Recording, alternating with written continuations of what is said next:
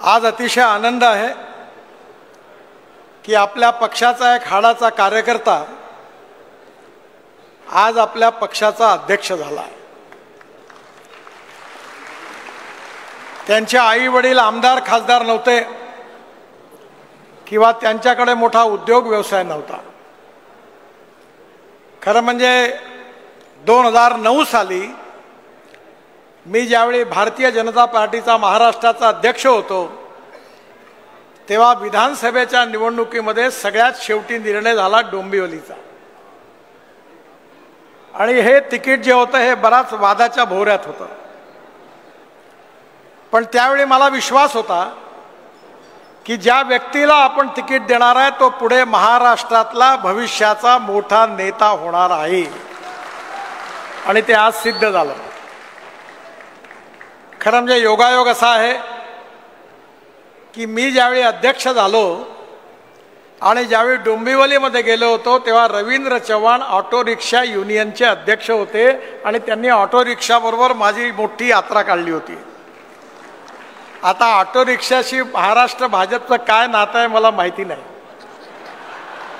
पण चंद्रशेखर बावनकुळे यांना जेव्हा भारतीय जनता पार्टीत आणलं तेव्हा ते ऑटो रिक्षा चालक होते।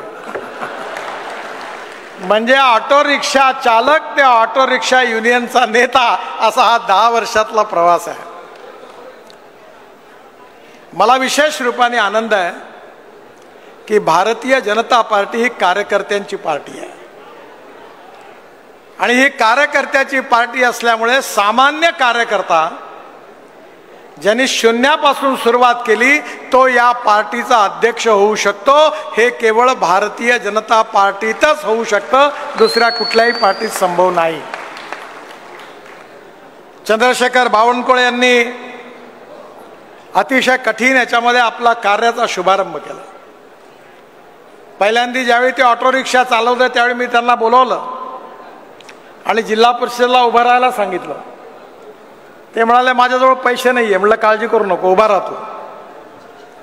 एक संघर्षशील गरीब परिवारातला सामान्य परिवारातला कार्यकर्ता या पार्टीमध्ये आपल्या कार्याच्या भरोशावर किती मोठा होऊ शकतो याचं उत्तम उदाहरण चंद्रशेखर बावनकुळे आहे। आणि अतिशय निरपेक्ष निस्वार्थी भावनेने आपल्या प्रकृतीकडेही लक्ष न देता त्यांनी पूर्णपणे भारतीय जनता पार्टीकरता स्वतःला झोकून दिलं, रात्रंदिवस प्रवास केला, आणि त्यांच्या नेतृत्वाखाली आपल्या पार्टीला विशाल स्वरूप महाराष्ट्रात प्राप्त झालं आणि विधानसभेमध्ये अभूतपूर्व यश प्राप्त झालं। चंद्रशेखर बावनकुळे यांच्या या कार्याबद्दल मी त्यांना मनापासून धन्यवाद देतो। आणि रवींद्र चव्हाणच्या रूपाने तळागाळातला कार्यकर्ता म्हणून त्यांनी कोकणामध्ये मला आठवतं गावागावामध्ये जाऊन अतिशय प्रतिकूल परिस्थितीमध्ये आपल्या संघटनेचा विस्तार केला, संघर्ष केला, पालघरमध्ये असेल परिश्रम केले, मेहनत केली आणि उत्तम यश पार्टीला मिळवून दिलं। खरं म्हणजे मी नेहमी म्हणतो की देवदुर्लभ कार्यकर्ते हीच भारतीय जनता पार्टीची सगळ्यात मोठी संपत्ती आहे। आपला पक्ष कोणाच्या सहानुभूतीमुळे आणि कोणाच्या आशीर्वादामुळे मोठा नाही झाला। हा पक्ष मोठा झाला लाखो करोडो कार्यकर्त्यांच्या परिश्रमामुळे, त्यागामुळे आणि बलिदानामुळे। आणि म्हणून आपल्यातला एक कार्यकर्ता आज अध्यक्ष झाला याचा आपल्या सगळ्यांना खूप आनंद आहे। एकीकडे देवेंद्रजीच्या नेतृत्वाखाली महाराष्ट्राला विकसित महाराष्ट्र घडवण्याचा संकल्प आपण केलेला आहे। महाराष्ट्राचा आर्थिक विकास करत असताना या महाराष्ट्रातले गाव, गरीब, मजदूर, शेतकरी यांचा सर्वांगीण विकास कसा होईल आणि त्याचबरोबर सुखी, समृद्ध, संपन्न आणि देशातलं पहिल्या नंबरचं प्रगतिशील राज्य महाराष्ट्र कसं होईल याचा सातत्याने देवेंद्रजीच्या नेतृत्वाखाली महाराष्ट्र ते कार्य करत आहे। आज महाराष्ट्राचं चित्र बदललेलं आहे, देशाचंही चित्र बदललेलं आहे। 1947 साली आपल्याला स्वातंत्र्य मिळालं, काँग्रेस पक्षाला 60 वर्ष संधी मिळाली, पण काँग्रेस पार्टी जे 60 वर्षात करू शकली नाही ते 11 वर्षामध्ये मोदींच्या नेतृत्वाखाली आपल्या सरकारने करून दाखवलं, ते जनतेच्या समोर आहे. पण आपल्याला अजून पुढे जास्त काम करायचं आहे. जगातली तिसरी अर्थव्यवस्था भारताची झाली पाहिजे, हे मोदीजींचं स्वप्न आहे. $5 ट्रिलियन इकॉनॉमी झाली पाहिजे, हे स्वप्न आहे. विश्वगुरु भारत झाला पाहिजे, हे स्वप्न आहे. आणि हे स्वप्न पूर्ण करण्यामध्ये सिंहाचा वाटा जर कोणाचा राहणार असेल तर तो देवेंद्रजीच्या नेतृत्वाखाली महाराष्ट्राचा राहणार आहे. जर महाराष्ट्र सुखी समृद्ध संपन्न झाला तर भारत देखील सुखी समृद्ध आणि संपन्न झाल्याशिवाय राहणार नाही. आणि मग येणाऱ्या काळामध्ये महाराष्ट्राचं एक वैशिष्ट्य आहे.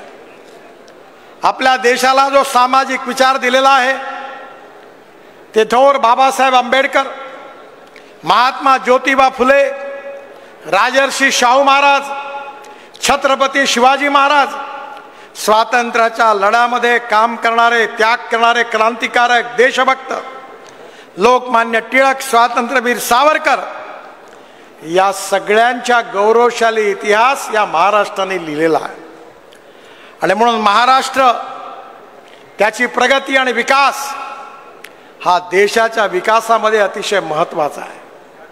आणि म्हणून भारतीय जनता पार्टीला ही संधी मिळालेली आहे की या महाराष्ट्राचं भविष्य बदलवण्याची. विशेषतः आपल्या या ठिकाणी किरणजींनी सांगितलं की जातीयवादाचा आणि सांप्रदायिकतेचा जहर कालवण्याचा प्रयत्न कशा रीतीने झाला. पण कुठलाही माणूस त्याची जात, पंथ, धर्म, भाषा, सेक्स यांनी मोठा नाही तर त्याच्या गुणांनी मोठा आहे, याच्यावर भारतीय जनता पार्टीने नेहमी विश्वास ठेवला आहे. या समाजामधला जातीयवाद, अस्पृश्यता समूळ नष्ट झाली पाहिजे. आणि फुले, आंबेडकर, शाहू महाराजांच्या जीवनातलं जे उद्दिष्ट होतं ती सामाजिक समता आणि आर्थिक समता प्रस्थापित झाली पाहिजे. हे केवळ भाषणामधून नाही तर हे कृतीमधून दर्शवणारी कोणती पार्टी असेल तर भारतीय जनता पार्टी आहे, याचा आपल्या सगळ्यांना खूप अभिमान आहे. आणि येणाऱ्या काळामध्ये एकीकडे सामाजिक सद्भाव कायम ठेवून सामाजिक समता आणि आर्थिक समता प्रस्थापित करून दुसरीकडे गुड गव्हर्नन्स आणि विकासाच्या आधारावर महाराष्ट्राचा आणि देशाचा विकास करण्याचं आपलं उद्दिष्ट आहे. मला अतिशय आनंद आहे की आपल्या सगळ्या कार्यक्रमामध्ये समाजातल्या तळागाळातला जो शेवटचा माणूस आहे, जो सामाजिक, आर्थिक, शैक्षणिक दृष्टीने मागासलेला आहे, ज्याला राहायला घर नाही, खायला अन्न नाही, शरीरावर कपडा नाही, त्या दरिद्र नारायणाला जोपर्यंत रोटी, कपडा आणि मकान मिळत नाही तोपर्यंत आपलं कार्य पूर्ण होणार नाही, असं अंत्योदयाचं सामाजिक आर्थिक चिंतन ज्या पंडित दीनदयाल उपाध्यायांनी सांगितलं ते आपलं उद्दिष्ट आहे. आणि येणाऱ्या काळामध्ये ही मिळालेली जी सत्ता आहे केवळ राज बदलणं नाही, तो समाज बदलणं हे आमचं उद्दिष्ट आहे. आणि येणाऱ्या काळामध्ये महाराष्ट्रामध्ये सामाजिक आर्थिक परिवर्तन होत असताना 21व्या शतकातला महाराष्ट्र हा इन्फॉर्मेशन टेक्नॉलॉजी आणि बायोटेक्नॉलॉजीचा उपयोग करून इथला शेतकरी असेल, शेतमजूर असेल, या सगळ्यांचा विकास कसा होईल याचा इंटिग्रेटेड विचार देवेंद्रजीच्या नेतृत्वाखाली महाराष्ट्राच्या विकासाच्या दृष्टीमध्ये ठेवलेला आहे. आपण निश्चितपणे सामाजिक प्रगतीही करायची आहे, सामाजिक आर्थिक परिवर्तनही करायचं आहे आणि देशाच्या पुनर्निर्माणामध्ये महाराष्ट्राचं मोठं योगदान पण द्यायचं आहे. म्हणून एकीकडे देवेंद्रजीच्या नेतृत्वाखालील महाराष्ट्र सरकार आणि दुसरीकडे रवींद्र चव्हाण सारख्या तरुण नेतृत्वाखाली असणारी आपली पार्टी, या दोघांचा समन्वय साधून हे उद्दिष्ट आपल्याला पूर्ण करायचं आहे. येणारा काळ हा निश्चितपणे आपल्याला मोठा एक चॅलेंजिंग असा काळ आहे, कारण आपल्याला हे सिद्ध करून दाखवायचं आहे की छत्रपती शिवाजी महाराज आपलं दैवत आहे आणि त्यांची या ठिकाणी मोठी प्रतिकृती ठेवलेली आहे. पण शिवाजी महाराजांच्या बद्दल म्हटलं जायचं की ते खऱ्या अर्थाने आदर्श राजे होते.